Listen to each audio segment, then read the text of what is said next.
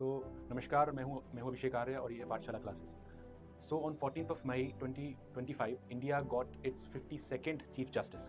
न्यायमूर्ति भूषण रामकृष्ण गवाई को महामहिम राष्ट्रपति द्रौपदी मुर्मू द्वारा इस पद की शपथ दिलाई गई। Now as far as justice BR Gavai is concern, उनके बारे में कुछ महत्वपूर्ण बातें हैं जो कि हमें जाननी चाहिए। First and the foremost thing which is important for our exams is that वो भारत के पहले CGI हैं who is a practicing Buddhist. He practices and professes Buddhist religion. तो ये ऐसे पहले CGI हैं. Next important point is that he is also the second Dalit CGI of India. Right? So the first one being Honorable Justice KG Balakrishnan. So KG Balakrishnan Bharat के पहले दलित CGI कहे जाते हैं.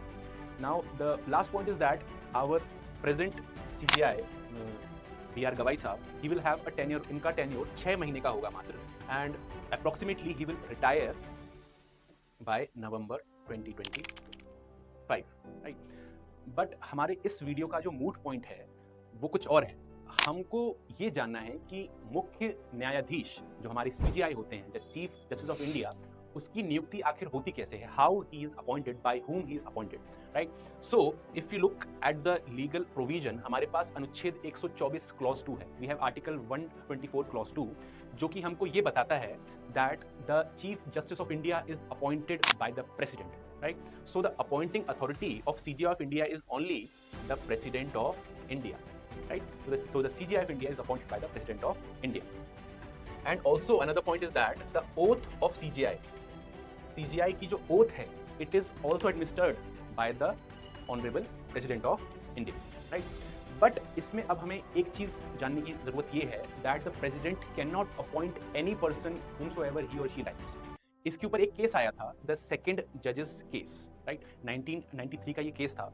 इसमें ऑनरेबल सुप्रीम कोर्ट ने ये कहा that the senior most supreme court जज, जो भी सुप्रीम कोर्ट में सीनियर मोस्ट सुप्रीम कोर्ट जज होगा, उसी जज को आगे जाके CGI नियुक्त किया जाए। He will be appointed so by the president as we have already discussed.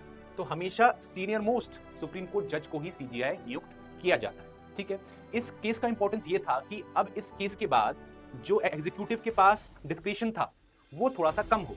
अब प्रेसिडेंट अपने मन के अकॉर्डिंग किसी भी CGI को अपॉइंट नहीं कर सकता। He is bound to appoint by way of a convention only that Supreme Court judge who is senior most in the Supreme Court. So that was all and thank you so much for joining us.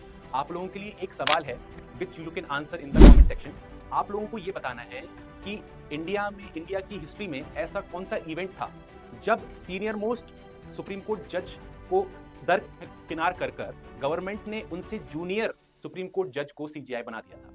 So give your answers in the comment section. Thank you so much.